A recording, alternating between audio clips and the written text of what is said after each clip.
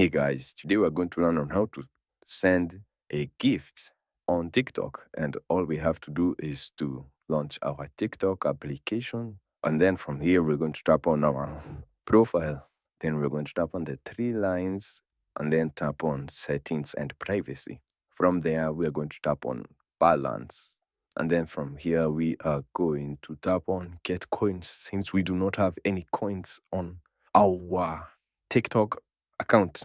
And from there, we are going to recharge our balance, in which we are going to choose the amount of coins we would like. And just below those coins will be the amount of money that we will spend in order for us to get those amount of coins. From there, once you've already choose and the amount of coins that you would like and the amount of money that you will spend on having those amount of coins, we're going to tap on the recharge icon. And then from there, we are going to choose the quantity that we would like to have, either if it's 2 or 3, or we can just stick to 1. And then from there, once we tap on buy, it's going to tell us to put our mobile banking PIN. And from there, it will deduct the amount of money that either the 5 coins or the 70 coins comes with. From there, our coin balance will now change from having a 0 balance to having the amount of coins that you have recharged to your balance. And then from there,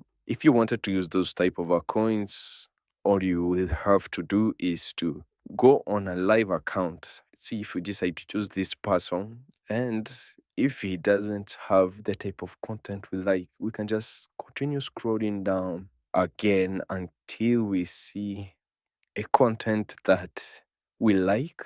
If we see that this one is a good content, we can decide to either bless them or gift them with either 1 rose or a gimme the foot. Now, once you've decided to choose that type of gift that you would like to send to them, the amount of coins that is needed to send that type of gift will be deducted from your coins, which you have either recharged or you still have them on your account. And thank you guys for watching this video. I do hope that you've learned something, and I'll see you guys on the next video.